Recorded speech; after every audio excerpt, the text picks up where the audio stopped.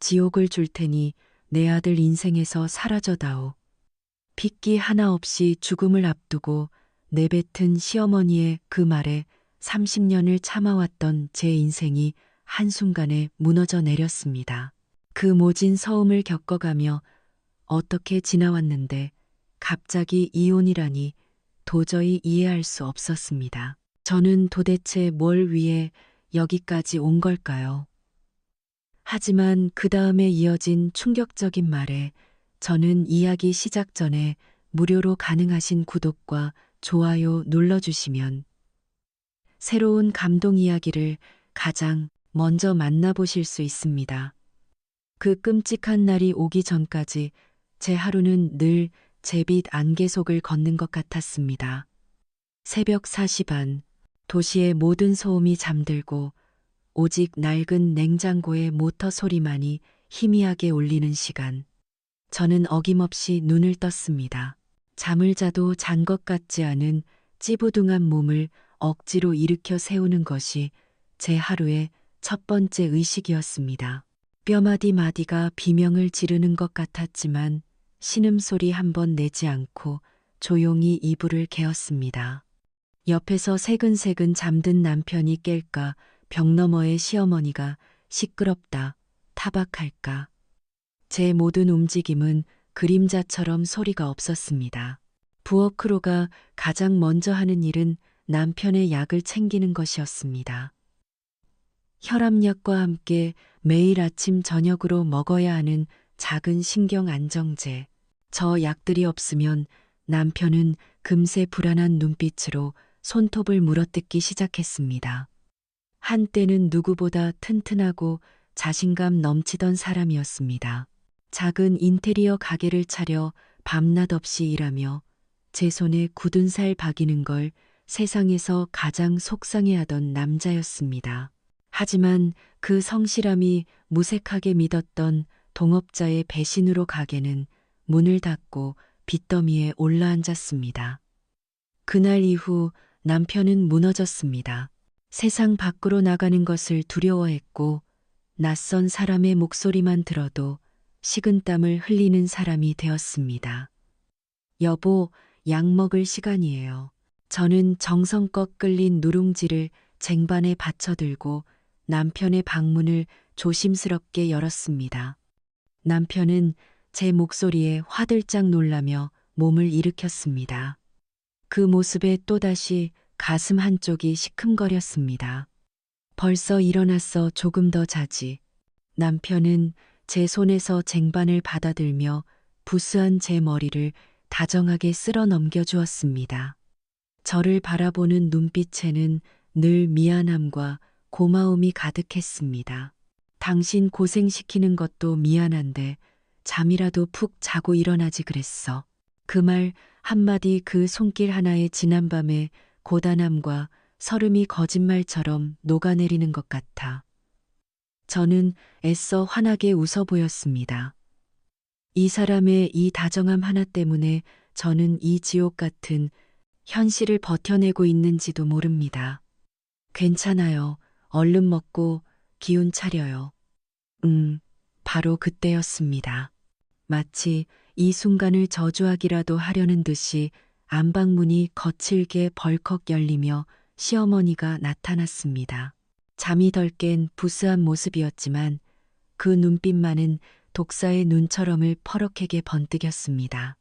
새벽부터 뭐가 그렇게 좋아서 둘이서 희덕대는 게냐. 어머니 나오셨어요. 식사 준비해 드릴까요? 내년 목소리만 들으면 없던 병도 생기겠다. 멀쩡하게 사업자 하던 내 아들 내년이 들어와서 다 망하게 하고 이 꼴로 만들어 앉혀놨으면 염치라도 있어야지. 시어머니는 날카로운 눈으로 저를 머리부터 발끝까지 훑어내리며 저주를 뿜었습니다. 30년 동안 귀에 못이 밝히도록 들어온 말이었습니다.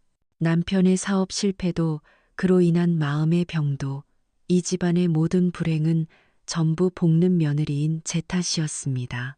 익숙해질 법도 한 대 들을 때마다 심장이 날카로운 유리 조각에 베이는 것처럼 아팠습니다.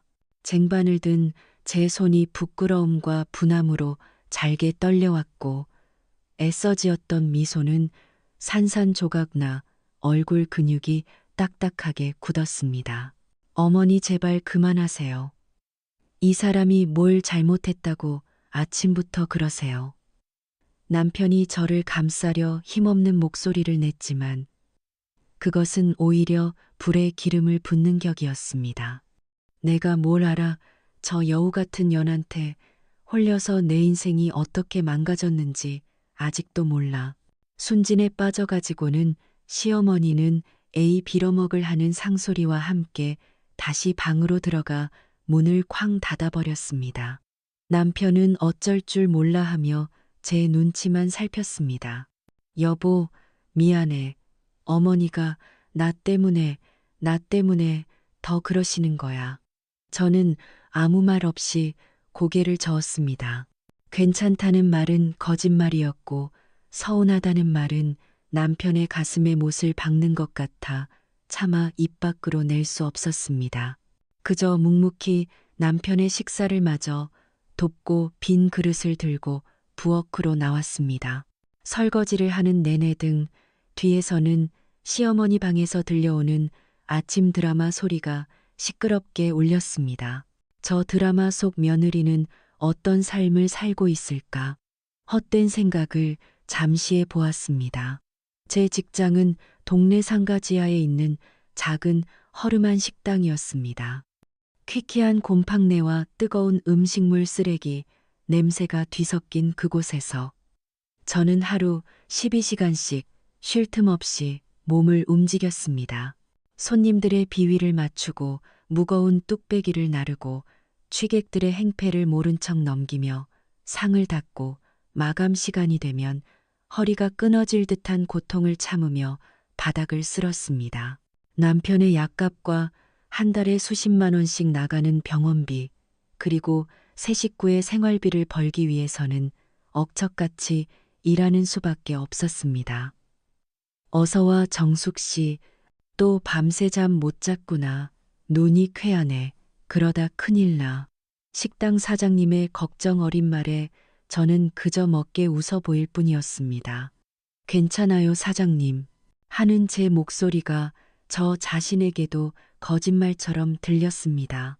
제 딱한 사정을 아는 사장님은 가끔 이렇게 따뜻한 말 한마디를 건네주셨지만 그럴수록 제 신세가 더 철량하게 느껴져 왈칵 눈물이 쏟아질 것 같았습니다. 집에 돌아오면 밤 10시가 훌쩍 넘은 시간이었습니다. 온몸의 근육이 비명을 지르는 것 같았고 발바닥은 뜨거운 불에 된 것처럼 화끈거렸습니다. 파김치가 된 몸을 이끌고 현관문을 열면 저를 기다리는 것은 캄캄한 어둠과 서늘한 공기뿐이었습니다. 남편은 저를 기다리다 거실 소파에 웅크리고 잠들어 있었고 시어머니는 벌써 방에 들어간 후였습니다. 저는 잠든 남편의 몸에 얇은 담요라도 덮어주고 시어머니 방 앞에서는 혹시라도 인기척이 들릴까 잠시 귀를 기울였습니다. 아무 소리도 들리지 않는 것을 확인하고 나서야 저는 안도의 한숨을 내쉬며 부엌으로 향했습니다. 그리고는 찬장에 넣어둔 차갑게 식은 밥 한 덩이를 꺼내 물에 대충 말아 김치 하나 두고 허겁지겁 목구멍으로 넘겼습니다. 한 번씩 이렇게 밥을 먹고 있는 제 모습을 보고 있노라면 목이 메어올 때가 있습니다. 이렇게 사는 게 맞는 걸까? 내 청춘, 내 인생은 대체 어디에 있는 걸까? 고단한 몸을 좁은 거실 바닥에 누이자마자 잠이 쏟아졌습니다. 꿈도 꾸지 않는 깊은 잠. 그것만이 제가 유일하게 쉴 수 있는 시간이었습니다. 그러던 어느 날 밤이었습니다. 여느 때처럼 깊은 잠에 빠져 있던 저는 옆방에서 들려오는 기이한 소리에 잠을 깼습니다. 무언가 쇠를 긁는 듯한 가슴, 깊은 곳에서부터 터져나오는 듯한 거친 기침 소리. 바로 시어머니의 방에서 나는 소리였습니다. 심장이 철렁 내려앉는 기분이었습니다. 무슨 일이라도 생긴 걸까? 불안한 마음에 방문을 열고 나가려던 순간 기침 소리가 멎습니다. 대신 끙끙끙끙하고 짐승이 앓는 듯한 신음소리가 희미하게 벽을 타고 넘어왔습니다. 저는 차마 시어머니의 방문을 열어볼 용기가 나지 않았습니다. 문을 열었다가 또 무슨 독설이 날아올지 두려웠습니다. 하지만 동시에 저러다 큰일이라도 나는 건 아닐까 하는 걱정에 발을 뗄 수가 없었습니다. 한참을 그렇게 방문 앞에서 귀를 기울이고서 있었습니다. 지긋지긋하게 반복되더니 회색빛 일상에 무언가 거대한 균열이 시작되고 있다는 불길한 예감이 온몸을 휘감았습니다. 그것이 제 인생을 통째로 뒤흔들 거대한 폭풍의 전조라는 사실은 그때에 저는 꿈에도 상상하지 못한 채 말입니다. 그날 밤의 기침 소리는 시작에 불과했습니다. 며칠 동안 시어머니는 눈에 띄게 쇠약해져 갔습니다. 입맛이 없다며 식사를 거르는 일이 잦아졌고 낮 시간 내내 방에 누워 신음소리를 흘렸습니다. 제가 걱정이 되어 주기라도 수어방에 들고 가면 시어머니는 귀찮다는 듯 손을 내으며 돌아눕기 일쑤였습니다. 내년이 끓인 건 쳐다도 보기 싫다. 저리 치워라. 그럴 때마다 남편은 제 눈치를 보며 어쩔 줄 몰라 했습니다. 여보, 어머니가 요즘 계속 저러시네. 어디가 안 좋으신 게 분명한데. 병원에 한번 모시고 가요. 제가 말씀드려 볼게요. 하지만 제 말이 채 끝나기도 전에 안방에서 악하는 비명소리와 함께 무언가 넘어지는 쿵 하는 소리가 들렸습니다. 심장이 덜컥 내려앉았습니다. 저와 남편은 동시에 서로를 쳐다보고는 사색이 되어 안방으로 달려갔습니다. 어머니 문이 잠겨 있었습니다. 남편이 문고리를 잡고 흔들며 절박하게 소리쳤지만 안에서는 아무런 대답도 없었습니다. 결국 남편과 저는 있는 힘을 다해 문을 부을듯이 밀어냈습니다. 몇 번의 시도 끝에 낡은 문고리가 부서지며 문이 열렸고 눈앞에 펼쳐진 광경에 저희는 숨을 쉴 수 없었습니다. 시어머니가 장롱 앞에 쓰러진 채 가슴을 부여잡고 가쁜 숨을 몰아쉬고 있었습니다. 여보, 어떻게 119 불러 빨리. 남편은 패닉에 빠져 발만 동동 굴렀습니다. 저는 정신을 다잡고 떨리는 손으로 구급차를 불렀습니다. 구급대원들이들의 시어머니를 싣고 나가는 동안 시어머니는 희미한 의식 속에서도 저를 발견하고는 원망이 가득 담긴 눈으로 저를 노려보았습니다. 마치 이 모든 것이 제 탓이라고 말하는 것 같았습니다. 병원으로 가는 내내 제 손은 차갑게 식어 있었습니다. 병원의 하얀 복도를 정신없이 뛰어다니고 수많은 검사가 진행되는 동안 저는 초조하게 기다릴 수밖에 없었습니다. 몇 시간이 흐른 후 의사는 저와 남편을 진료실로 불렀습니다. 이미 폐에 물이 많이 찼고 노안으로 인해 다른 장기들의 기능도 많이 떨어져 있는 상태입니다. 갑자기 안 좋아지는 사례들도 있기 때문에 혹시나 모르니 마음의 준비를 하시는 게 좋겠습니다. 의사의 담담한 말 한마디 한마디가 비수가 되어 날아와 밝혔습니다. 남편은 그 자리에 주저앉아 아이처럼 오열하기 시작했습니다. 저는 그런 남편의 등을 말없이 두드려주며 터져나오려는 눈물을 억지로 삼켰습니다. 물 자격도 슬퍼할 틈도 제게는 허락되지 않았습니다. 시어머니는 6인실의 가장 안쪽 창가 자리에 입원했습니다. 저는 식당 일을 마치면 곧장 병원으로 달려와 시어머니의 곁을 지켰습니다. 대소변을 받아내고 물수건으로 몸을 닦아드리고 한 숟가락이라도 더 드시게 하려고 애었습니다. 하지만 시어머니는 여전히 저를 거부했습니다. 제가 주는 물은 뱉어냈고 제가 몸을 닦아주려 하면 온 힘을 다해 제 손을 밀어냈습니다. 저리가 내 더러운 손으로 내 몸에 손 떼지 마. 그럴 때마다 같은 병실에 다른 환자들과 보호자들이 힐끔거리며 수군대는 소리가 들렸습니다. 제 얼굴은 불에 든 것처럼 화끈거렸지만 저는 아무렇지 않은 척 묵묵히 제 할 일을 계속했습니다. 이 모진 말들도 이제 얼마 남지 않았을지도 모른다고 생각하니 이상하게도 서운함보다는 가슴 한쪽이 아려왔습니다. 사건이 터진 것은 시어머니가 입원 지 일주일째 되던 날이었습니다. 그날따라 시어머니는 유독 정신이 맑아 보였습니다. 남편에게는 잠시 바람 좀 쐬고 오라며 등을 떠밀어 내보내고는 저를 불렀습니다. 거기 너 이리 와서 앉아보거라. 저는 의아한 마음으로 시어머니의 침대 옆 보조의자에 앉았습니다.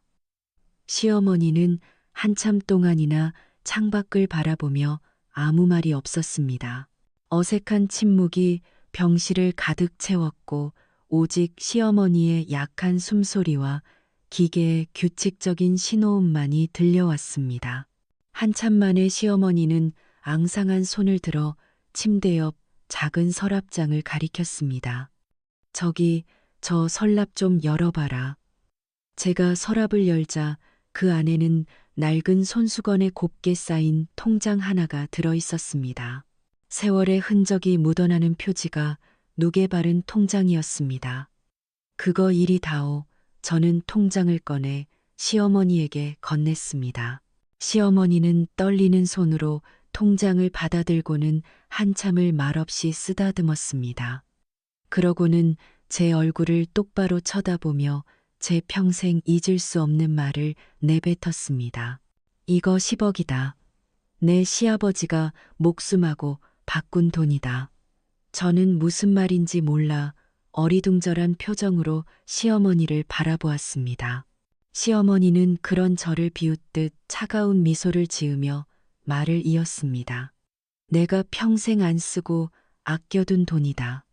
너 주려고 줘요. 그래 너 이거 받고 내 아들 인생에서 당장 사라져다오. 순간 제 귀를 의심했습니다. 세상의 모든 소리가 한꺼번에 멎는 것 같았습니다. 시어머니는 제 손에 그 낡은 통장을 쥐어주었습니다. 차가운 통장의 감촉이 제 영혼까지 얼어붙게 만드는 것 같았습니다. 내가 내 아들 인생에 들어와서 우리 집안은 모든 게 망가졌다. 잘 나가던 내 아들 사업도 망했고 멀쩡하던 애는 병신이 돼서 내년 수발이나 받게 됐지. 더 이상 내 아들 인생 망칠 생각하지 말고 이 돈 받고 이혼 도장 찍고 2번 다시 내 아들 앞에 나타나지 마라. 도장 찍어오면 이 돈은 내게 주마. 시어머니의 목소리는 쇠약했지만 그 안에 담긴 증오와 경멸은 칼날보다 더 날카롭게 제 심장을 파고들었습니다. 지난 30년의 세월이 주마등처럼 스쳐 지나갔습니다. 꽃다운 청춘을 바쳐 남편을 보살폈던 날들 밤낮으로 일하며 생활비에 남편 병원비를 벌어왔던 순간들. 언젠가는 시어머니도 내 진심을 알아주시리라. 믿었던 어리석은 기대들, 그 모든 것이 이 차가운 통장 하나와 이혼이라는 2글자 앞에 산산조각 나버렸습니다. 저는 아무 말도 할 수 없었습니다. 입술이 바싹 마르고 손발이 제멋대로 떨려왔습니다. 시어머니는 할 말을 다 했다는 듯 저에게서 등을 돌려 누워버렸습니다. 내 마지막 소원이다. 그러니 군말 말고 시키는 대로 해라. 그것이 마지막 말이었습니다. 저는 그 자리에 돌처럼 굳어서 있었습니다. 내 30년의 희생이, 내 청춘이, 내 모든 삶이 아들의 인생을 망쳤다며 돈 받고 사라지라는 취급을 받는 이 순간, 저는 하늘이 무너져 내리고 땅이 꺼지는 것 같은 완벽한 절망과 마주하고 있었습니다. 어떻게 병실을 빠져나왔는지 기억나지 않습니다. 병원의 소란스러운 복도를 넉나간 사람처럼 걷고 또 걸었습니다. 수많은 사람들이 저를 스쳐 지나갔지만 제 눈에는 아무것도 보이지 않았습니다. 제 세상은 온통 하얗게 비어버린 것 같았습니다. 두 번 다시 내 아들 앞에 나타나지 마라. 시어머니의 목소리가 악마의 석삭임처럼 귀가에서 떠나지 않았습니다. 한 걸음 한 걸음 뗄 때마다 그 목소리는 더 크고 날카롭게 제 심장을 후벼 팠습니다. 병원 밖 벤치에 힘없이 주저앉았습니다. 차가운 밤기가 폐부 깊숙이 스며들었지만 저는 추위조차 느낄 수 없었습니다. 그저 손에 들린 통장만 멍하니 바라볼 뿐이었습니다. 10억. 누군가에게는 평생 만져보지도 못할 큰 돈이었습니다. 하지만 지금 제게 그 돈은 제30년 인생에 내려진 사망 선고나 다름없었습니다. 지난 세월이 파노라마처럼 머릿속을 스쳐 지나갔습니다. 남편의 사업이 망하고 매일같이 빚쟁이들이 집으로 찾아와 험한 말을 쏟아내던 그 시절. 어린아이처럼 겁에 질려 방에 숨어버린 남편을 대신해 제가 문을 열고 그들의 모욕과 멸시를 온몸으로 받아냈습니다. 내 남편 어디 숨겼냐며 삿대질하는 그들 앞에서 저는 무릎이라도 꿇을 기세로 빌고 또 빌었습니다. 조금만 시간을 주세요. 제가 어떻게든 일겠습니다. 제발. 그렇게 식당에 나가 14시간씩 일하며 빚을 갚아 나갔습니다. 뜨거운 뚝배기에 손을 대어 화상 자국이 흉하게 남아도 축객의 술 주정에 머리채를 잡히는 수모를 당해도 저는 괜찮았습니다. 방 안에서 홀로 괴로워하고 있을 남편을 생각하면 이 정도 고통은 아무것도 아니라고 스스로를 다독였습니다. 언젠가 이 빚을 다 갚고 나면 남편도 다시 예전처럼 웃으며 일어설 수 있을 거라고 그렇게 굳게 믿었습니다. 그런데 그 모든 것이 고작돈과 맞바꿀 수 있는 것이었단 말인가. 내 청춘, 내 희생, 내 사랑이 그저 돈으로 환산될 수 있는 하찮은 것이었단 말인가. 한참을 그렇게 앉아 있었을까. 주머니에서 휴대폰이 울렸습니다. 남편이었습니다. 저는 차 전화를 받을 수가 없었습니다. 이 상황의 치욕을 남편에게 어떻게 설명해야 할지 알 수 없었습니다. 하지만 전화는 끈질기게 울렸고 결국 저는 떨리는 손으로 통화 버튼을 눌렀습니다. 여보, 어디야? 어머니가 찾으시던데 무슨 일 있었어? 남편의 목소리는 평소와 다름없이 다정했습니다.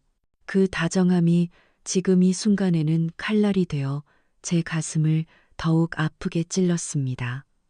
나 병원 앞이야. 왜 그래? 목소리가 안 좋아. 저는 아무 말도 할 수 없었습니다. 목구멍에 뜨거운 돌덩이가 걸린 것처럼 말이 나오지 않았습니다. 그저 입술만 다리다 결국 울음이 터져 나오고 말았습니다. 여보, 무슨 일인데 그래? 내가 지금 갈게. 잠시 후 남편이 하얗게 질린 얼굴로 제게 달려왔습니다. 제 얘기를 듣고 난 남편의 얼굴이 순간 굳어지는 것을 저는 놓치지 않았습니다. 어머니가 그렇게 말씀하신 거야. 저는 말없이 고개를 끄덕였습니다. 남편은 제 옆에 조용히 앉아 깊은 한숨을 내쉬었습니다. 저는 남편이 저를 위로해 주기를, 시어머니의 말도 안 되는 행동에 함께 분노해 주기를 바랐습니다. 이 세상에 내 편은 당신 하나뿐이라고 그렇게 말해 주기를 간절히 원했습니다. 하지만 남편의 입에서 나온 말은 제 마지막 기대를 산산조각 내버렸습니다. 어머니 마지막 소원이시라는데, 네, 뭐라고 했어요? 지금 저는 제 귀를 의심하며 남편을 쳐다보았습니다. 남편은 제 눈을 피한 채 땅바닥만 내려다보며 말을 이었습니다. 어머니가 곧 돌아가실지도 모르잖아. 평생 잘해드린 거 없이 나 하나 바라보고 사셨는데 마지막 가시는 길소원 하나 들어는 셈치면 안 될까? 우리 그냥 서류상으로만 이혼하는 척하고 돈은 당신 다 가져. 그걸로 우리 이제라도 편하게 살면 되잖아. 순간 세상이 무너지는 것 같았습니다. 이 사람이, 내 남편이 지금 무슨 말을 하고 있는 것인가? 지난 30년간 내 삶의 이유이자 유일한 버팀목이었던 사람이 어떻게 내게 이런 말을 할 수 있단 말인가? 서류상으로만 당신 지금 그게 말이라고 해요. 그의 무기력증이, 그의 공황장애가 그저 마음의 병이 아니라 돈 앞에서는 얼마든지 아내를 버릴 수 있는 의지 방약과 비겁함이었다는 사실을 깨닫는 순간이었습니다. 믿었던 마지막 동화줄마저 끊어져 버린 기분이었습니다. 여보, 내 말은 그런 뜻이 아니라. 그럼 무슨 뜻인데요? 어머니가 나보고 당신 인생 망친 값이니 이 돈 받고 꺼지라고 했어요. 그런데 당신은 그런 어머니 소원을 들어주자고. 우리가 어떻게 살아왔는데 당신 어떻게 나한테 이럴 수 있어. 저는 울부짖으며 남편의 가슴을 주먹으로 내리쳤습니다. 하지만 남편은 그런 저를 말리지도 않아 주지도 않았습니다. 그저 미안하다는 말만 앵무새처럼 되뇌일 뿐이었습니다. 그 모습에 저는 마지막 남은 희망마저 놓아버렸습니다. 이 집안에서 나를 위한 자리는 어디에도 없구나. 시어머니에게 나는 아들의 인생을 망친 재수없는 여자였고, 남편에게 나는 어머니의 마지막 소원을 들어주기 위해 얼마든지 버릴 수 있는 존재였구나. 저는 자리에서 벌떡 일어났습니다. 더 이상 눈물도 나지 않았습니다. 마음속에서 무언가 단단하게 결심이 서는 것이 느껴졌습니다. 알았어요. 이혼해 줄게요. 어머니 소원대로 당신 뜻대로 이혼해 드릴게요. 여보, 그게 아니라 됐어요. 더 이상 듣고 싶지 않아요. 저는 차갑게 돌아섰습니다. 남편이 뒤에서 저를 부르는 소리가 들렸지만 단 한 번도 뒤돌아보지 않았습니다. 비틀거리는 걸음으로 집을 향해 걸었습니다. 지나간 시간들과 씹어. 하지만 이제 그 돈은 더 이상 모욕의 상징이 아니었습니다. 그것은 제 30년의 노예 생활에 대한 퇴직금이요. 이 지긋지긋한 집구석을 떠날 수 있는 자유의 티켓이었습니다. 집에 돌아와 저는 멍이 거실에 앉아 밤을 새웠습니다. 이제 정말 모든 것을 끝내야 할 때가 온 것 같았습니다. 밤새 저는 거실 소파에 미동도 없이 앉아 있었습니다. 동이 트고 창문 틈으로 희미한 여명이 비집고 들어왔습니다. 어둠이 거치자에 혼란스러웠던 감정 대신 차가운 결심만이 머릿속을 가득 채웠습니다. 그래, 끝내자. 이 지긋지긋한 굴레를, 내 발목을 잡고 있던 모든 것을 이제는 끊어내야 한다. 남편은 병원에서 돌아오지 않았습니다. 아마도 시어머니 곁을 지키고 있을 터였습니다. 어쩌면 제게 차마 얼굴을 들 낯이 없어서일지도 모릅니다. 하지만 이제 그런 것은 중요하지 않았습니다. 저는 자리에서 일어나 안방으로 향했습니다. 30년을 함께 쓴 우리의 시간이 고스란히 쌓여 있는 그 방으로 들어섰습니다. 가장 먼저 연 것은 낡은 장롱이었습니다.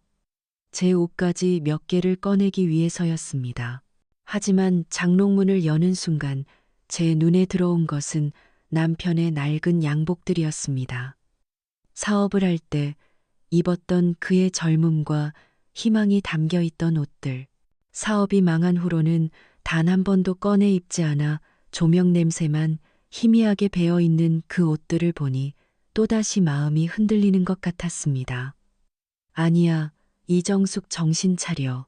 이제 와서 약해지면 안 돼. 저는 고개를 세차게 저으며 제 옷들을 꺼내기 시작했습니다. 몇 벌 되지 않는 낡은 옷들을 보자기에 싸면서 저는 이 집에서의 제 존재가 얼마나 미미했는지를 새삼 깨달았습니다. 제 것이라고 할 만한 것은 아무것도 없었습니다. 제 청춘, 제 이름, 제 인생 모두를 이 집에 저당 잡힌 채 살아왔던 것이었습니다. 이혼 서류는 어디에 있을까? 분명히 집 어딘가에 있을 터였다. 예전에 남편이 혹시 모르니 가지고만 있자며 어디에 둔 것을 본 기억이 어렵이 났습니다. 아마도 중요한 서류들을 모아두는 장롱 맨 위랍에 있을 것이었습니다. 저는 까치발을 하고 서랍을 열었습니다. 낡은 집문서와 보험증서 같은 것들 사이로 하얀 대봉투에 담긴 서류 뭉치가 보였습니다. 이거구나. 봉투를 꺼내려던 순간이었습니다.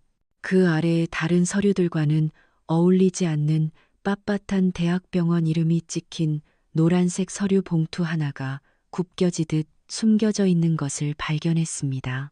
마치 누군가 급하게 아무렇게나 쑤셔 넣은 듯한 모양새였습니다. 이상한 기분이 들었습니다. 남편은 최근에 대학 병원에 간 적이 없었습니다. 늘 동네의 작은 의원만 다녔을 뿐인데 이게 왜 여기에 있지? 호기심보다는 무언가 불길한 예감이 먼저 제 심장을 옥죄어 왔습니다. 저는 잠시 망설였습니다. 남의 것을, 그것도 남편이 숨겨둔 것처럼 보이는 물건을 함부로 열어보는 것은 옳지 않다는 것을 알고 있었습니다. 하지만 이혼을 앞둔 마당에 더 이상 지혜의리나 예의 같은 것은 없다고 생각했습니다. 아니 어쩌면 저는 본능적으로 알아차렸는지도 모릅니다. 이 봉투 안에 제가 이해할 수 없었던 모든 일들의 마지막 퍼즐 조각이 들어있다는 것을 떨리는 손으로 봉투를 꺼내 들었습니다. 봉투는 생각보다 묵직했습니다. 마른 침을 삼키고 조심스럽게 봉투의 입구를 열었습니다. 안에는 여러 장의 서류들이 들어있었습니다. 가장 위에 있는 것은 MRI 판독 소견서라는 제목의 서류였습니다. 알아들을 수 없는 어려운 의학 용어들이 빼곡하게 적혀 있었습니다. 저는 그저 눈으로 글자들을 훑어내릴 뿐이었습니다. 그리고 다음 장을 넘기는 순간 저는 숨을 멈췄습니다. 진단서 환자명 김명수 유전성 손해 위축증, 말기 유전성 손해 위축증 처음 들어보는 병명이었습니다. 저는 떨리는 눈으로 다음 줄을 읽어 내려갔습니다. 한기 환자는 수년 전부터 발현된 공황 증세 및 무기력증 경미한 보행 장애 등의 증상으로 내원하였으며 정밀 검사 결과 상기 진단명에 해당하는 것으로 사료됨. 해당 질병은 유전적 요인으로 인해 손해가 점차 위축되어 운동 기능, 미친지 기능의 저하를 유발하는 퇴행성 뇌질환으로 제 눈은 더 이상 복잡한 의학 용어들을 따라가지 못했습니다. 그저 미친 듯이 서류의 마지막 부분을 찾아 헤맸습니다. 그리고 마침내 그 문장을 발견하고야 말았습니다. 현재 특별한 치료법은 없으며 대증요법을 통해 증상 완화를 목표로 함. 급격한 악화가 진행 중인 상태로 현재 시점 기준 기대 수명은 3개월 미만으로 판단됨. 남은 시간이 3개월 미만이라니 세상의 모든 소리가 사라졌습니다. 제 손에 들린 종이 한 장이 세상 그 무엇보다 무겁게 느껴졌습니다. 손이 부들부들 떨려와 진단서를 놓치고 말았습니다. 종이는 팔랑거리며 바닥으로 떨어졌습니다. 저는 그 자리에 그대로 주저앉았습니다. 무릎에 힘이 들어가지 않았습니다. 모든 퍼즐 조각이 한순간에 제 머릿속에서 맞춰지기 시작했습니다. 남편의 공황장애와 무기력증, 그것은 사업 실패의 트라우마가 아니었습니다. 죽음으로 향하는 병마가 그의 뇌를 조금씩 갉아먹으며 보내는 첫 번째 신호였던 것입니다. 시어머니의 그 모진 구박과 저주 아들의 인생을 망쳤다는 그 원망은 어쩌면 저를 향한 것이 아니었을지도 모릅니다. 아들에게 이런 끔찍한 병을 물려준 자신에 대한 원망이자 곧 아들을 떠나보내야 하는 어미의 처절한 절규였을지도 모릅니다. 그리고 남편 어머니 마지막 소원이시라는데 우리 그냥 서류상으로만 그 말은 돈 때문에 저를 버리려던 비겁한 변명이 아니었습니다. 자신이 곧 죽는다는 사실을 아는 남자가 사랑하는 아내에게 마지막 집만큼은 지우지 않으려는 그래서 차마 진실을 말하지 못하고 제발 저를 떠나가 달라고 애원하는 세상에서 가장 슬픈 거짓말이었던 것입니다. 아, 그제야 저는 깨달았습니다. 그들이 저를 밀어내려 했던 진짜 이유를 그 모진 말들과 눈치 없는 행동들 뒤에 숨겨져 있던 너무나도 깊고 실린 사랑을 눈물이 비오듯 쏟아졌습니다. 소리내어 울 힘조차 없었습니다. 그저 텅 빈 방 안에서 바닥에 엎드린 채 어깨를 들썩이며 오열할 뿐이었습니다. 미안함과 원망, 사랑과 슬픔이 뒤엉켜 제 심장을 갈기갈기 찢어 놓는 것 같았습니다. 그럼 어머니가 남편이 나에게 이혼하자고 한 진짜 이유는 나를 위해서였구나. 이 못난 나 하나 편하게 살게 해주려고 그 마지막 길까지 나에게 짐이 되지 않으려고 저는 바닥에 떨어진 진단서를 끌어안고 아이처럼 목 놓아 울었습니다. 30년 만에 처음으로 저는 그들의 진심과 마주하고 있었습니다. 하지만 그 진실은 너무나도 잔인하고 아팠습니다. 얼마나 울었을까. 눈물샘이 다 말라붙어 더는 흘릴 눈물조차 없었습니다. 저는 텅 빈 방 안 차가운 바닥에 주저앉은 채 멍하니 창밖을 바라보았습니다. 이제 막 정오를 지난 햇살이 방 안으로 쏟아져 들어오고 있었지만 제 마음은 여전히 한밤중처럼 어둡고 차가웠습니다. 손에는 남편의 진단서가 구겨진 채 들려 있었습니다. 믿을 수 없는 이 상황은 제 심장에 낙인처럼 새겨져 숨을 쉴 때마다 저를 아프게 찔렀습니다. 모든 것이 거짓말 같았습니다. 이혼을 결심하고 짐을 싸던 몇 시간 전에 제가 다른 사람의 삶처럼 아득하게 느껴졌습니다.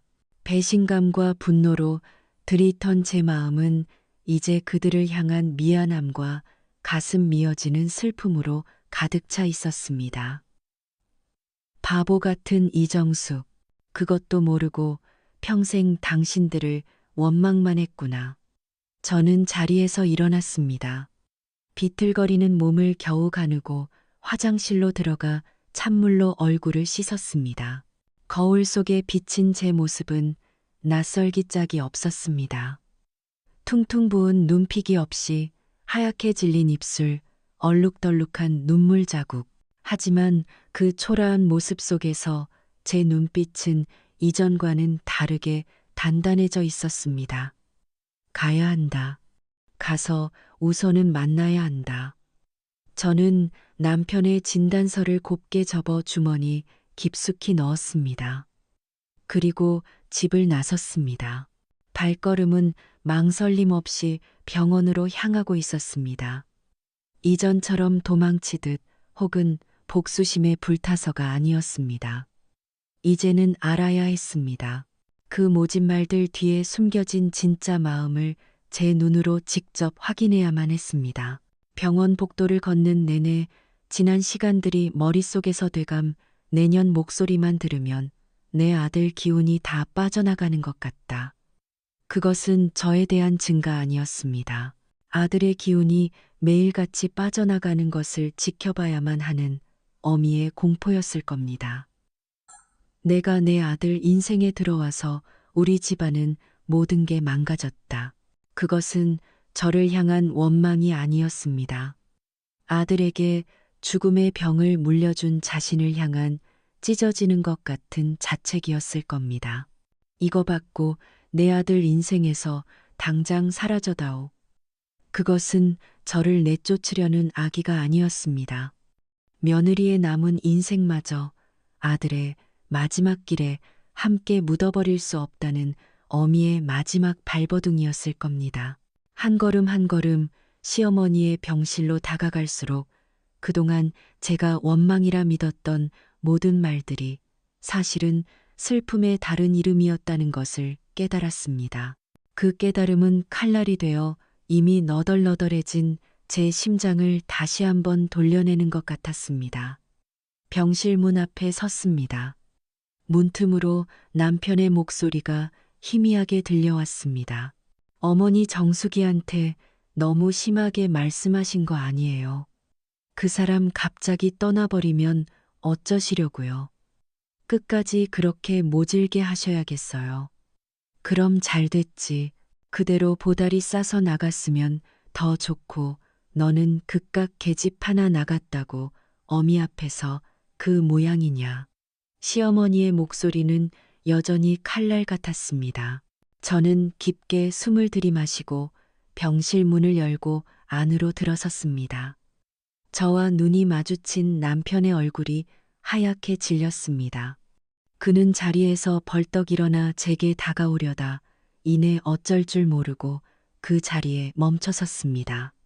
침대에 누워있던 시어머니는 저를 발견하고는 미간을 잔뜩 찌푸렸습니다. 저 독한 것 왜 또 왔어? 내가 한 말 못 들었느냐?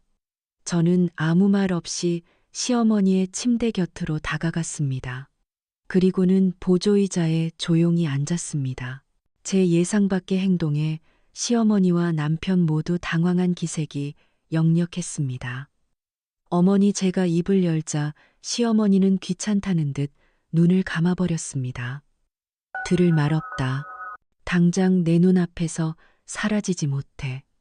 하지만 저는 자리에서 일어나지 않았습니다. 대신 저는 시어머니의 앙상하게 마른 손을 제 두 손으로 조심스럽게 감싸 주었습니다. 시어머니는 기겁을 하며 손을 빼려 했지만 저는 그 손을 놓지 않았습니다. 제 손의 온기가 제 마음이 조금이라도 전해지기를 바라며 그저 묵묵히 손을 잡고 있었습니다. 어머니 힘드시죠? 혼자서 이 모든 걸 어떻게 감당하셨어요? 제 말에 시어머니의 몸이 순간 흠칫하고 굳는 것이 느껴졌습니다. 감았던 눈꺼풀이 미세하게 파르르 떨렸습니다. 내가 뭘 안다고 짓거리는 게냐. 시어머니는 애써 태어난 척 소리쳤지만 그 목소리는 이전과 달리 심하게 떨리고 있었습니다. 그리고 바로 그 순간 저는 보고야 말았습니다. 감은 눈꺼풀 사이로 눈물 한 방울이 주르륵 흘러내려 깊게 팬 주름을 타고 베개 위로 떨어지는 것을. 그 모진 독설과 차가운 얼굴 뒤에 그렇게 꽁꽁 숨겨두었던 어미의 슬픔이 마침내 터져 나온 것이었습니다. 그 눈물 한 방울에 저는 모든 것을 알 수 있었습니다. 아들을 먼저 떠나보내야 하는 어미의 찢어지는 마음을, 며느리의 인생을 지켜주기 위해 기꺼이 악격을 자처해야만 했던 그 고독하고 외로운 시간을, 어머니 저도 모르게 시어머니를 부르며 울음이 터져 나왔습니다. 하지만 그것은 이전의 서러움과 분노의 눈물이 아니었습니다. 시어머니의 깊은 슬픔에 공감하고 그 아픔을 함께 나누는 연민과 이해의 눈물이었습니다. 제 울음소리에 남편이 다가와 제 어깨를 감쌌지만 저는 남편을 돌아보지 않았습니다. 제 눈은 오직 저를 위해 평생을 희생하고도 모자라 마지막까지 저를 지키기 위해 자신을 버린 저 가엾은 여인에게 고정되어 있었습니다. 이 모진 사람들의 이토록 깊은 사랑을 이제 내가 어떻게 감당해야 할까? 어떻게 갚아야 할까? 저는 흐르는 눈물을 닦을 생각도 하지 못한 채 그저 시어머니의 손을 더욱 꽉 잡을 뿐이었습니다. 이제부터 제가 해야 할 일이 무엇인지 제 마음속에서 서서히 정해지고 있었습니다. 그날 병실에서의 시간은 마치 멈춰버린 필름처럼 정지해 있었습니다. 제 울음소리를 끝으로 병실 안에는 숨막히는 침묵만이 무겁게 내려앉았습니다. 시어머니는 여전히 벽을 향해 등을 돌린 채 미동도 없었고 남편은 제 어깨에 올렸던 손을 언제 거두었는지 모르게 내린 채 죄인처럼 고개를 숙이고 서 있었습니다. 창밖의 소음도 복도를 오가는 사람들의 발소리도 그 무엇도 이 작은 공간의 정적을 깨뜨리지 못했습니다. 누구도 먼저 입을 열지 않았습니다. 아니 어쩌면 우리 셋 모두 무슨 말을 해야 할지 몰랐을 겁니다. 너무나도 잔인한 진실의 무게는 우리 모두의 혀를 마비시키고 영혼까지 꼼짝달싹 못하게 짓누르고 있었습니다. 저는 더 이상 울지 않았습니다. 눈물은 이미 제 안에 모든 슬픔을 씻고 다 말라붙어 버린 듯 했습니다. 흐르던 눈물을 거친 손등으로 훔쳐닫고 시어머니의 앙상한 손을 가만히 놓아드렸습니다. 온기 하나 없던 그 손의 감촉이 제 마음을 다시 한번 실리게 했습니다. 그리고는 아주 천천히 조용히 자리에서 일어났습니다. 제 움직임에 남편이 화들짝 놀라 저를 쳐다봤지만 저는 그와 눈을 마주치지 않았습니다. 나 집에 좀 다녀올게요. 제 목소리는 저 자신도 놀랄 만큼 차분하고 건조했습니다. 남편이 무언가 말을 하려는 듯 입술을 다렸지만 결국 아무 소리도 내지 못했습니다. 저는 그런 그에게 눈길 한번 주지 않고 병실 문을 향해 걸었습니다. 한 걸음 한 걸음 다시 집으로 향하는 발걸음은 이전과는 완전히 달랐습니다. 더 이상 비틀거리지 않았고 망설이지도 않았습니다. 제 마음속에서는 이미 앞으로 제가 무엇을 해야 할지, 어떻게 해야 할지, 가야 할 길이 어둡고 험난할지라도 그 길이 선명하게 정해져 있었습니다. 집에 도착한 저는 곧장 안방으로 들어갔습니다. 30년의 세월이 켜싸인 우리의 희로애락이 고스란히 배어있는 그 공간으로 들어섰습니다. 그리고는 어제 아침이 지긋지긋한 삶을 끝내겠다며 열었던 그 낡은 장롱 서랍을 다시 열었습니다. 중요한 서류들 사이에 아무렇게나 쑤셔 넣어져 있던 하얀 대봉투 이혼 서류가 담겨 있던 그 봉투를 꺼내 들었습니다. 봉투를 열자 차가운 서류의 감촉과 함께 협의 이혼 의사악인 신청서라는 글자가 눈에 들어왔습니다. 남편의 이름과 주민등록번호 주소는 이미 반듯한 글씨로 적혀 있었습니다. 아마도 남편이 저 모르게 혼자서 써내려갔을 터였습니다. 그 글씨들을 손끝으로 쓸어보니 이 서류를 작성하며 그가 느꼈을 절망과 슬픔이 전해져 오는 것 같아 가슴이 미어졌습니다. 남은 것은 아내애란 제 이름과 도장뿐이었습니다. 저는 서랍 가장 깊숙한 곳 작은 나무 상자 안에 보관해 두었던 제 낡은 막도장을 꺼냈습니다. 30년 전 수줍은 3시가 되어 구청에 혼인신고를 하러 갈 때 썼던 바로 그 도장이었습니다.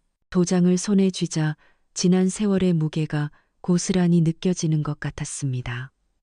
이 작은 나무 도장 하나로 저는 한 남자의 아내가 되었고 한 집안의 며느리가 되었습니다. 기쁨도 슬픔도 분노도 그 모든 감정의 시작이 이 도장에서부터 비롯되었습니다. 그리고 이제 이 도장으로 그 모든 것을 제 손으로 끝내려 하고 있었습니다. 하지만 제 마음은 이상할 정도로 고요했습니다. 슬프지도 억울하지도 않았습니다. 이것은 끝이 아니라 새로운 시작이라는 것을 알고 있었기 때문입니다. 그들을 위한, 그리고 어쩌면 나 자신을 위한 가장 완벽하고도 슬픈 시작. 저는 이혼 서류와 도장, 그리고 먼지가 뽀얗게 쌓인 붉은 인주를 작은 가방에 챙겨 넣었습니다. 그리고 다시 병원으로 향했습니다. 병실로 돌아왔을 때 남편은 여전히 안절부절 못하며 복도를 서성이고 있었습니다. 초조하게 복도 끝과 끝을 오가던 그는 저를 발견하자마자 구원이라도 만난 사람처럼 다급하게 다가왔습니다. 여보, 어디 갔었어? 한참을 기다렸잖아. 정수가, 아까는 내가 정말 미안해. 내가 다 잘못했어. 제발. 저는 아무 말 없이 남편을 지나쳐 병실로 들어섰습니다. 남편도 어쩔 수 없이 저를 따라 안으로 들어왔습니다. 시어머니는 여전히 등을 돌린 채 누워 있었지만 잠들지 않았다는 것은 알 수 있었습니다.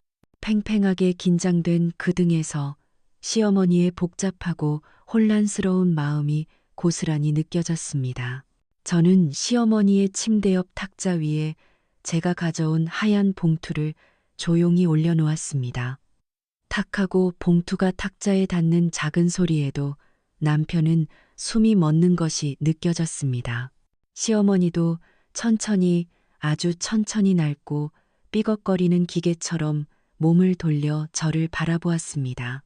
그 눈에는 경계심과 의아함, 그리고 희미한 두려움이 파도처럼 뒤섞여 있었습니다. 저는 가방에서 도장과 인주를 꺼냈습니다. 그리고는 서류를 꺼내 시어머니와 남편이 가장 잘 보이는 곳에 펼쳐놓았습니다. 협의 이혼 신청서, 그 서술퍼런 글자를 확인한 남편의 얼굴이 새하얗게 질려갔습니다. 어머니의 소원을 들어 주저던 남편도 너무나 갑작스런 제 반응에 당황한 것이 느껴졌어요. 정수가 너 지금 뭐 하는 거야? 안 돼. 이러지 마, 제발. 남편이 제 팔을 잡으려 했지만 저는 얼음장처럼 차가운 눈빛으로 그를 막았습니다. 제 눈빛에는 더 이상의 슬픔이나 분노가 담겨 있지 않았습니다. 그저 모든 것을 체념하고 받아들인 자의 공허함만이 가득했습니다. 제 기세에 눌린 남편은 더 이상 다가오지 못하고 그저 믿을 수 없다는 표정으로 저를 바라볼 뿐이었습니다. 저는 펜을 들어 아내이라 제 이름 석자를 또박또박 적어 내려갔습니다. 이정수 지난 30년간 수없이 불리고 썼던 제 이름을 이렇게 낯설고 무겁게 느껴본 적은 없었습니다. 이름을 다 접고 저는 붉은 인주 뚜껑을 열었습니다. 그리고는 제 막도장을 핏빛 인주에 꾹 눌렀습니다. 그리고는 제 이름인이라고 쓰인 동그라미 안에 한치의 망설임도 없이 도장을 찍었습니다. 쿵작은 도장이 종이에 부딪히는 소리가 고요한 병실 안에 천둥처럼 크게 울려 퍼지는 것 같았습니다. 그리고 저는 웃었습니다. 모든 것을 초월한 사람처럼, 모든 슬픔과 고통에서 해탈한 사람처럼 아주 맑고 담담하게 웃었습니다.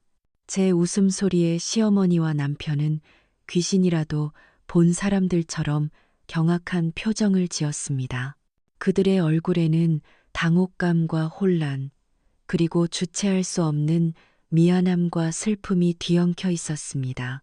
아마 그들은 제가 울고불고 매달리거나 아니면 저주를 퍼부으며 이 서류를 갈기갈기 찢어버릴 것이라고 생각했을 겁니다. 하지만 그들의 예상은 완벽하게 빗나갔습니다. 어머니 소원이라고 하셨죠. 그리고 당신도 이걸 원했잖아요. 저는 붉은 도장이 선명하게 찍힌 이혼 서리를 들어 그들 앞에 보여주었습니다. 여기요. 이제 만족하세요. 제 입가에는 여전히 희미한 미소가 걸려 있었습니다. 하지만 그 미소가 칼날이 되어 두 사람의 심장을 더욱 깊숙이 찔렀다는 것을 저는 알고 있었습니다.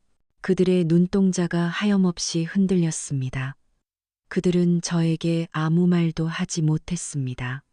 제가 쏟아내는 분노보다, 제가 흘리는 눈물보다 소리 없는 저의 이 미소가 그들에게는 더 큰 고통이자 형벌이라는 것을 저는 너무나도 잘 알고 있었기 때문입니다.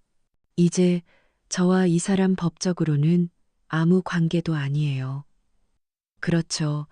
저는 이미 모든 것을 결심한 후였습니다.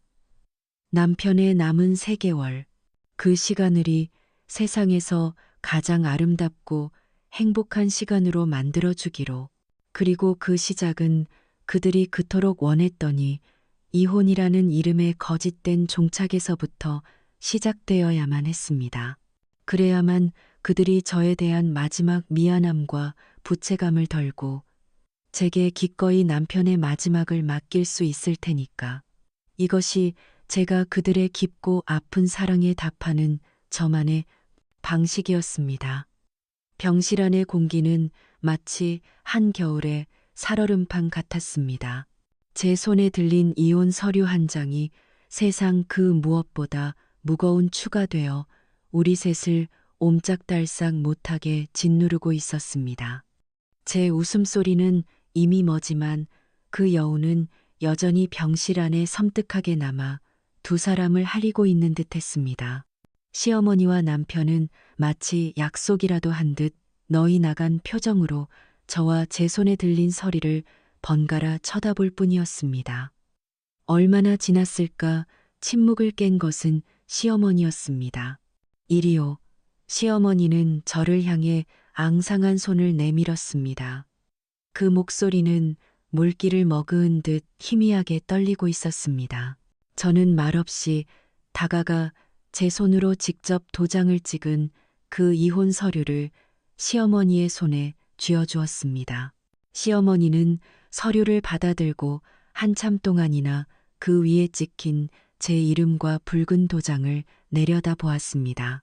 그 눈동자 안에서 어떤 감정들이 폭풍처럼 휘몰아치고 있는지 저는 감히 짐작할 수 없었습니다. 옆에 서 있던 남편의 어깨가 가늘게 떨리기 시작했습니다. 정수가 왜 그랬어? 왜 그의 목소리는 원망이라기보다는 차라리 애원에 가까웠습니다.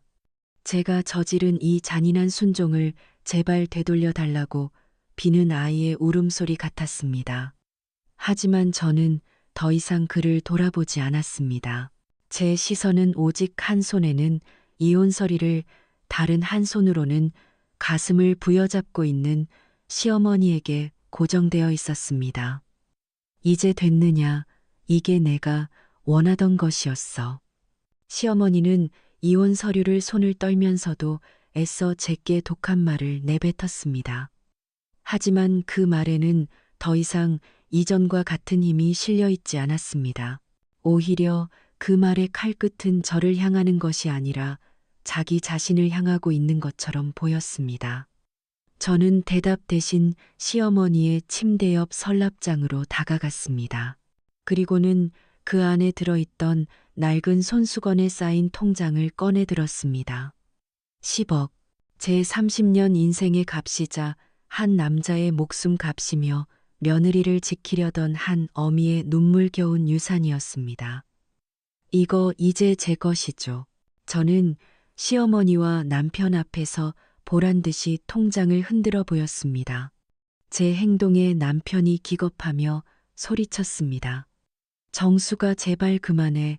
돈 때문에 이러는 거 아니잖아 너. 하지만 시어머니는 남편을 막아 세웠습니다.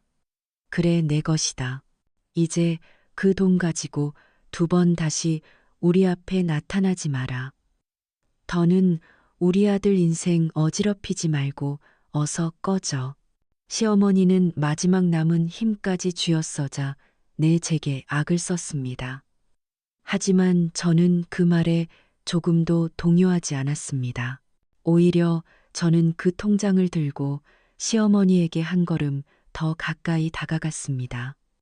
그리고는 제 인생에서 가장 중요하고도 가장 슬픈 말을 꺼내기 시작했습니다. 내 어머니 이 돈 감사히 받겠습니다.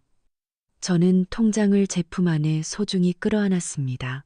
그 모습에 남편은 절망적인 신음을 내뱉었고 시어머니는 경멸과 실망이 뒤섞인 눈으로 저를 쏘아보았습니다. 하지만요, 어머니, 저는 말을 이었습니다. 이 돈 제가 마음대로 써도 되는 거죠. 물론이다. 그 돈으로 집을 사든 땅을 사든 내 마음대로 해. 이제 너랑 우리는 아무 상관없는 사람들이니까. 시어머니의 대답을 들은 저는 품에 안았던 통장을 다시 꺼내 들었습니다. 그리고는 그것을 시어머니의 눈앞에 다시 내밀었습니다. 제 돌발적인 행동에 시어머니와 남편의 눈이 다시 한번 커졌습니다. 그럼 저는 이 돈을 제 남편을 위해 쓰겠습니다. 남편, 무슨 소리냐? 이제 내 남편이 아닌데. 어머니 말씀대로 법적으로는 그렇죠. 하지만 제 마음속에서 저 사람은 죽는 날까지 제 남편입니다. 그리고 저는 제 남편이 마지막으로 가는 길을이 세상 누구보다 행복하고 편안하게 만들어주고 싶습니다. 저는 통장을 시어머니의 입을 위해 조용히 올려놓았습니다. 그래서 이 돈 제가 쓰겠습니다. 제 남편 김영수 씨의 마지막 3개월 병원비와 치료비로 제가 직접 쓰겠습니다. 이 사람 평생 자기 몸 하나 제대로 돌보지 못하고 먹고 싶은 거, 가고 싶은 곳 한번 제대로 가 보지 못하고 살았어요. 남은 시간만이라도 돈 걱정 없이 최고의 병실에서 최고의 치료받게 해주고 싶어요. 먹고 싶다는 거 다 사주고 하고 싶다는 거 다 하게 해주고 싶어요. 제 말이 이어지는 동안 병실 안에는 완전한 정적이 흘렀습니다. 시어머니는 마치 시간이 멈춘 사람처럼 입을 위해 놓인 통장과 제 얼굴을 번갈아 바라보았습니다. 당신한테 차마 말도 못했는데 미안해, 너무 미안해. 남편은 두 손으로 자기 얼굴을 감싼 채마 고개를 들지 못했습니다. 이혼 서류에 도장 찍은 거 후회하네요. 어머니가 저를 제 남은 인생을 걱정해서 그러셨다는 거 이제는 아닐까요? 그리고 왜 제게 그런 모진 말을 해야만 했는지도 이제는 알아요. 저는 고개를 숙이고 있는 남편에게 다가가 그의 얼굴을 감싸고 있던 손을 부드럽게 떼어냈습니다. 그의 얼굴은 눈물과 콧물로 범벅이 되어 있었습니다. 그러니 허락해 주세요. 제가 이 사람의 마지막을 지킬 수 있게 아내로서가 아니라 한 사람의 인생을 끝까지 책임지고 싶은 그냥 한 사람으로서 부탁드리는 거예요. 이 돈으로 제가 마지막을 가장 아름답게 만들어줄 수 있게 제발 허락해 주세요. 그 순간이었습니다. 그동안 모든 감정을 억누르고 있던 남편의 입에서 짐승의 울부짖음 같은 오열이 터져 나왔습니다. 정수가 내가 미안해, 내가 잘못했어. 또 당신에게 짐이 된다고 생각하니 내가 견딜 수가 없어. 남편은 어린아이처럼 제 품에 안겨 서럽게 울고 또 울었습니다. 저는 그런 남편의 등을 말없이 토닥여 주었습니다. 그리고 고개를 돌려 시어머니를 바라보았습니다. 시어머니는 더 이상 독한 말을 쏟아내지 않았습니다. 그 모진 얼굴은 온데간데 없고 깊은 주름 사이로 하염없이 눈물만 흘리고 있었습니다. 평생을 억척같이 버텨온 한 여인의 무너지는 모습이었습니다. 제 진짜 목적이 돈이 아닌 남편의 마지막을 지키는 것이었음을, 제 사랑이 그들의 계산과 예상을 뛰어넘는 것이었음을 깨달은 두 사람은 그저 충격과 미안함 속에서 오열할 뿐이었습니다. 이제 우리의 가장 슬프고도 아름다운 100일간의 이별이 막 시작되려 하고 있었습니다. 그날 이후 우리의 시간은 이전과는 전혀 다르게 흐르기 시작했습니다. 저는 다음 날 바로 10억이 든 통장을 들고 병원의 원무가를 찾아갔습니다. 그리고 남편을 1인 특실로 옮겼습니다. 창문 너머로 사계절의 풍경이 그림처럼 펼쳐지는 가장 밝고 따뜻한 병실이었습니다. 갑작스러운 저의 행동에 남편과 시어머니는 어쩔 줄 몰라 했지만 저는 아무렇지 않은 척 오히려 더 환하게 웃으며 말했습니다. 이제부터 여기가 우리 집이에요. 여기서 우리 행복하게 지내요. 그것은 우리에게 주어진 100일간의 시한부 행복의 시작이었습니다. 저는 식당에 사직서를 냈습니다. 지난 30년간 단 하루도 제 자신을 위해 쉬어본 적 없던 제가 처음으로 오롯이 제 남편의 아내로 그리고 시어머니의 며느리로 돌아가는 순간이었습니다. 우리의 하루는 남편이 하고 싶은 일들을 하나씩 해나가는 것으로 채워졌습니다. 남편은 평생 바다 낚시를 해보는 게 소원이라고 했습니다. 저는 휠체어를 밀고 그와 함께 병원 근처에 작은 바닷가를 찾았습니다.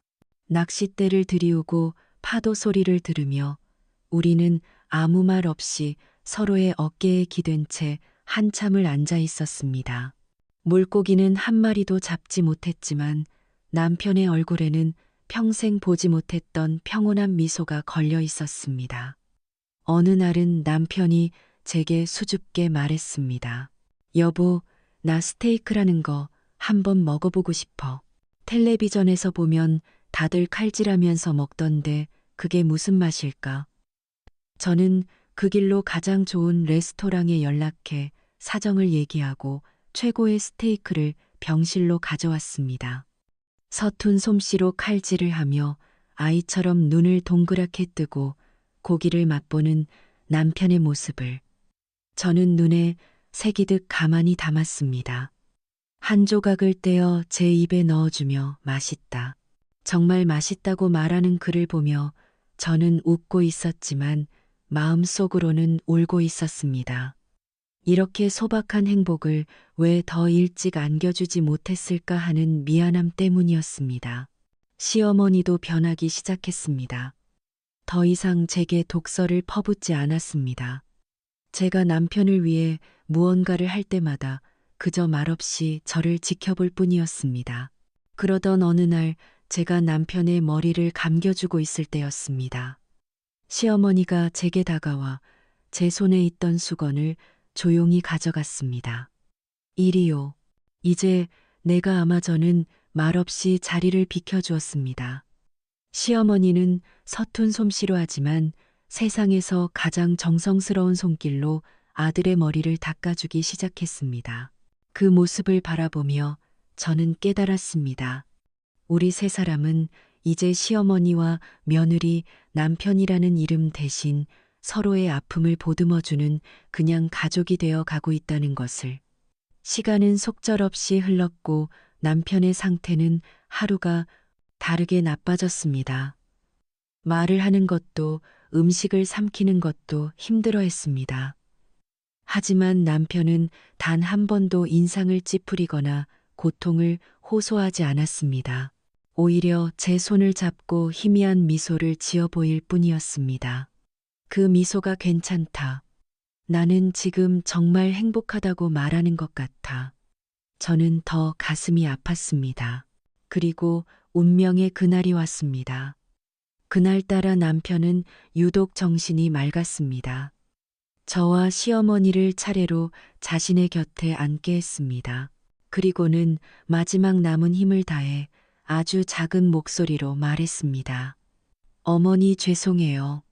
먼저 가서 그리고 여보 정수가 고마웠어. 그리고 당신 고생시킨 부족한 남편이라 늘 미안했다. 다음 세상에서는 내가 당신 꼭 호강시켜 줄게. 그것이 남편의 마지막 말이었습니다.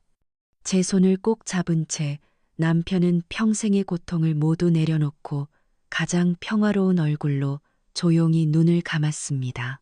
남편의 장례를 치르고 모든 것이 끝난 후는 시어머니와 함께 텅 빈 집에 돌아왔습니다. 시어머니는 제 앞에 와서 제 손을 잡고 무릎을 꿇었습니다. 정수가 내가 죄인이었다. 미안하다. 정말 미안하다. 어머니 이러지 마세요. 고맙다. 내 아들 마지막 길 그렇게 행복하게 보내줘서 정말 고맙다. 시어머니는 제 손을 잡고 아이처럼 서럽게 울었습니다. 저도 시어머니를 부둥켜 안고 그동안 참아왔던 모든 눈물을 쏟아냈습니다. 우리는 그렇게 한참을 서로의 상처를 보듬으며 울었습니다. 1년 후 저는 작은 꽃집을 열었습니다. 남편이 떠나고 시어머니는 제 곁에서 몇 달을 더 지내시다. 제 손을 꼭 잡은 채 남편 곁으로 평화롭게 가셨습니다. 남편의 병원비와 장례비, 그리고 시어머니의 장례비를 치르고 남은 돈으로 저는 남편이 좋아했던 꽃들을 파느니 작은 가게를 열었습니다. 어느 날 가게를 정리하다 남편의 유품이 담긴 상자 속에서 낡은 편지 한 통을 발견했습니다. 제게 남긴 남편의 마지막 편지였습니다. 떨리는 손으로 편지를 열었습니다. 사랑하는 내 아내 정숙에게 이 편지를 당신이 읽을 때쯤이면 나는 이미 당신 곁에 없겠지. 먼저 가서 미안하다는 말밖에 할 말이 없네. 평생 당신 고생만 시키고 못난 남편 만나서 온갖 썰음 다 겪게 한 나를 부디 용서해. 사실 나는 당신이 이혼 서류에 도장을 찍던 그날 모든 것을 포기했었어. 당신이라도 내 곁을 떠나 행복해지기를, 그것만이 내 마지막 바람이었는데 막상 당신이 도장을 찍는 순간 너무 무서웠었어. 아주 떠나버릴까봐. 그런데 당신은 내 예상을 깨고 다시 돌아와 내 마지막을 지켜주었지. 당신이 내게 주었던 그 100일은 내 평생을 통틀어 가장 눈부시고 행복한 시간이었어. 당신 덕분에 나는 죽음이 두렵지 않아. 고마워, 정말 고마워, 여보. 이제 나 없이 당신 혼자서 씩씩하게 살아가야겠지. 부디 나 때문에 너무 많이 울지 말고 당신의 남은 인생은 당신 자신을 위해 살아가죠. 맛있는 것도 많이 먹고 좋은 곳도 많이 다니고 마음껏 웃으며 행복하게 살아줘. 그것이 하늘에 있는 내가 당신에게 바라는 마지막 소원이야. 사랑해.